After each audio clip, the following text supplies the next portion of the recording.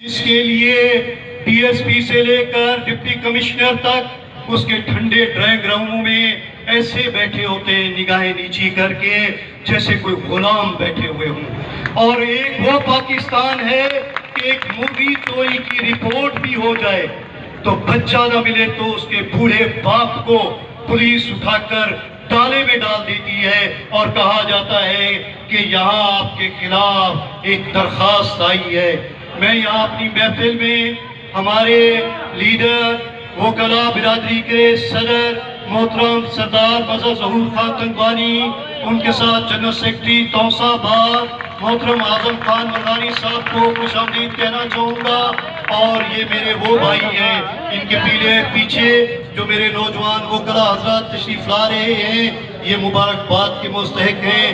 یہ میرے وہ بھائی ہیں جن کا دل دھڑکتا ہے غریبوں کے لیے، جو یہاں کورٹ کچہری میں بیٹھ کر بھی انصاف کی بات کرتے ہیں، جو انصاف کی کرسی پہ بیٹھے ہوئے جج کو بھی یہ انصاف دلاتے ہیں کہ تم نے یہاں انصاف کرنا ہے. یہ چہرے ہیں، آپ دیکھ لیں، میں کوئی بے جا تعریف نہیں کرنے لگا. آپ جو لوگ ان تک جاتے ہیں وہ مظہر ظہور صاحب کو جانتے ہیں کہ یہ ایک بندہ پرور شخصیت ہیں. آپ کی یہاں تشریف آوری کا بہت شکریہ. میں تذکرہ کر رہا تھا دو پاکستان کا، اب یہ دوسرا پاکستان جو ٹھنڈے ڈرائنگ روموں سے شروع ہوتا ہے، جو ججز کی کرسی سے شروع ہو کر جنرلز کے جی ایچ کیو تک پہنچتا ہے، یہ ہمیں منظور نہیں ہے. ہمیں یہ پاکستان چاہیے. اس تپتی ہوئی دوپہر میں یہ کھڑے ہوئے روشن چہرے، یہ پسینے سے شرابور جسم، یہ پاکستان کے اصل وارث ہیں. یہ آج جواب طلب کرتے ہیں کہ تمہارے نااہل اور نالائق اولادوں کے لیے تو بجلی کے بل بھی نہیں ہیں، ان کے لیے بڑی بڑی گاڑیاں، ان کے لیے پیٹرول بھی فری ہیں، ان کے لیے 4-4 ایکڑ کے محل بھی ہیں. اور میرے قابل بچے کو جو ڈگری لے کر میرٹ کی دعائی دیتا ہے، اس کو بھی پھر یہی بتایا جاتا ہے کہ یہ فلاں سردار صاحب کا ٹاؤٹ، یہ فلاں قائد صاحب کا بھیجا ہوا بندہ، یہ فلاں لیڈر کا، یہ فلاں کرپٹ افسر کے بندے کو یہ سیٹ بیچ دی گئی ہے. آپ سب گواہ ہیں کہ ایک عام سے ہسپتال سے لے کر کورٹ کچہری کے دروازوں پر بھی جائیں تو ڈاکومنٹیشن کے نام پر ایک کاغذ کی سٹیمپ سے لے کر، اس کے سائنوں سے لے کر، اس کی ویریفیکیشن سے لے کر ہمیں ذلیل و خوار کر دیا جاتا ہے. یہ امن کے جو دائی بن کر بیٹھے ہوتے ہیں، یہ پولیس کی وردی والے، یہ تھانے، یہ آپ کے سامنے ہیں. یہ کہا جاتا ہے کہ یہ دارالامن ہے. میں کہتا ہوں سب سے بڑے دارالفساد یہی ہیں. یہ دارالفساد ہیں. یہ بڑے لوگوں کو، بدماشیوں کو، یہ بڑے لوگوں کی جرائم کو پردہ پوشی ڈالنے کے لیے یہ مختلف ڈپارٹمنٹ کھڑے کیے گئے ہیں. وکلا برادری سے معذرت کے ساتھ ایک بڑا سنگین مذاق کیا جاتا ہے کہ جناب اگر آپ کیس جیتنا چاہتے ہیں تو وکیل نہ کریں، جج کریں. یہ آپ نے سنا ہوگا، آپ وکیل نہ کریں، کیس جیتنا ہے تو جج کر لیں. آج کہا جاتا ہے کہ آپ اگر حکومت میں آنا چاہتے ہیں جماعت اسلامی تو آپ کوئی جرنل کر لیں. کسی نے جنرل فیض حمید کیا، کسی نے قمر باجوہ کیا.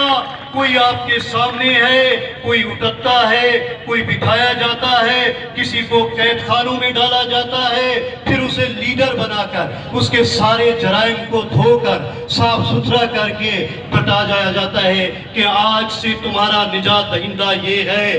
آج معیشت کو پٹری پہ ڈالنے کے لیے یہ غلام اسحاق خان، اس سے بڑھ کر تو کوئی معیشت دان ہے ہی نہیں. پھر اس کے بعد وہ لندن میں بیٹھ کر بیان داغتا ہے. آج انوار الحق کاکڑ کو استری کر کے لایا گیا ہے، اس سے پہلے صادق سنجرانی کو بھی لایا گیا تھا. آج یہاں میں فکر دعوت دینا چاہتا ہوں اس دانشوروں کو جن کے ذہنوں میں یہ غلط فہمی بٹھا دی گئی ہے کہ جماعت اسلامی بھی بی ٹیم ہے، جماعت اسلامی بھی ایجنڈا لے کر آتی ہے اسٹیبلشمنٹ کا. میں سوال کرنا چاہتا ہوں، ایک دکاندار کا ایماندار اور وفادار سیلز مین بھی ہو تو اسے بھی جنرل منیجر بنا دیا جاتا ہے. ہمیں تو نگران پرائم منسٹر نہیں دیا جاتا ہے. تو بی ٹیم کون ہے؟ ہم اگر بی ٹیم ہوتے تو یہاں 76 سالوں سے چوک چوراہوں پہ کھڑے ہوئے ہوتے، ہم بی ٹیم ہوتے تو ہم نے تو کردار بھی پیش کیا ہے۔ ہمارے اس وقت بھی ایم این اے اور ایم پی اے ہیں، اس وقت بھی سینیٹر مشتاق احمد صاحب جیسا ایک انٹیلیکچوئل ہے، اسے وزیر کیوں نہیں بنایا جاتا؟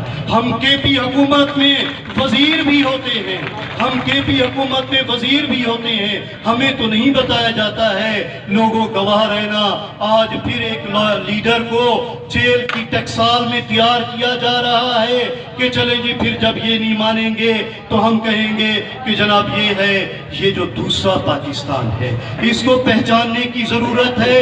یہ جو ہمارے دشمن ہیں، ہمارے رگے جاں کے دشمن ہیں، کبھی آٹے کا بحران ہے، کبھی چینی کا فقدان ہے، کبھی پانی نہیں ہے، کبھی بجلی کے مسائل ہیں، یہ سب آپ کے اور میرے لیے ہیں۔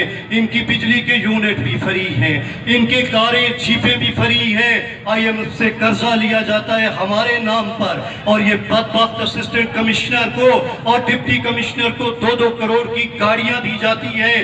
میں پوچھنا چاہتا ہوں یہاں کے ڈپٹی کمشنر یا اسسٹنٹ کمشنر سے ایسا کیا کیا آپ نے، ایسا کیا کرنا ہے آپ نے کہ جس کے لیے یہ مفت گاڑیاں، یہ بڑے بڑے ٹھنڈے دفاتر؟ یہاں دفاتر کی حالت تو یہ ہے کہ یہاں مجھے اے سی کے دربان سے واقفیت ڈھونڈنی پڑتی ہے، مجھے مظہر ظہور صاحب سے کہنا پڑتا ہے کہ جناب اسسٹنٹ کمشنر صاحب کو ایک درخواست دینی ہے تو آپ ذرا فون کروا کے سفارش تو کرا دے۔ ظلم ہے جسے کہا جاتا ہے he's a public servant according to the Constitution of 1973.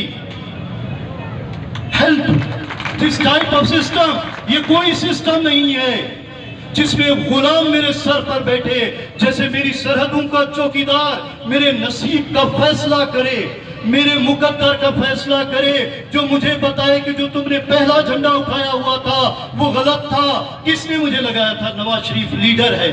کس نے مجھے بتایا تھا تمہارا آج سے پریزیڈنٹ آصف زرداری ہے جس کو دنیا کہہ رہی ہے مسٹر 10%، اس کو جی ایچ کیو کہتا ہے یہ تمہارا پریزیڈنٹ ہے؟ کس نے مجھے کہا تھا کہ عمران خان تمہارا نجات دہندہ ہے؟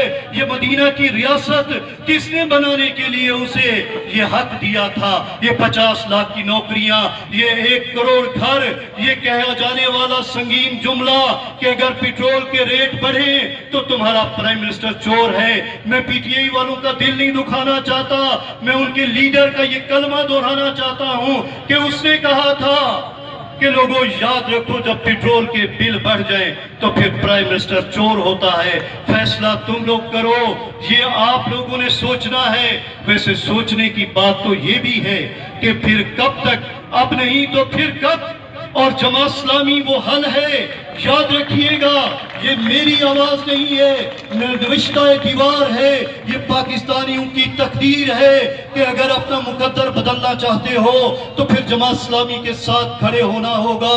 پھر یہ مت سوچنا کہ یار انہیں کو تو ووٹ کوئی نہیں دینا، شوجے کو تھانے وچ کوئی سندا نہیں، اے غریب آپ نے کی چھوٹی جی گاڑی وچ 5 بندے لاندھے پین فات گودا آسی بڑی گاڑی میں سوار ہو کر آتا ہے، اس کے نام کے آگے پیچھے لاہگے لگے ہوئے ہوتے ہیں، سردار، خواجہ، خانزادہ، نواب، ہواری اترتے ہیں، اور ہم غلام ذہنیت والے یہ سوچتے ہیں کہ شاید یہ مجھے منزل تک پہنچائے گا۔ لوگوں جن کی قبریں تمہارے ساتھ نہیں، جن کے گھر تمہارے ساتھ نہیں، جو اس وقت تمہارے ساتھ نہیں ہیں، وہ تمہارے ساتھ تمہارے بچوں کا مستقبل سنوارنے کے لیے کیسے کھڑے ہوں گے؟ تعلیمی اداروں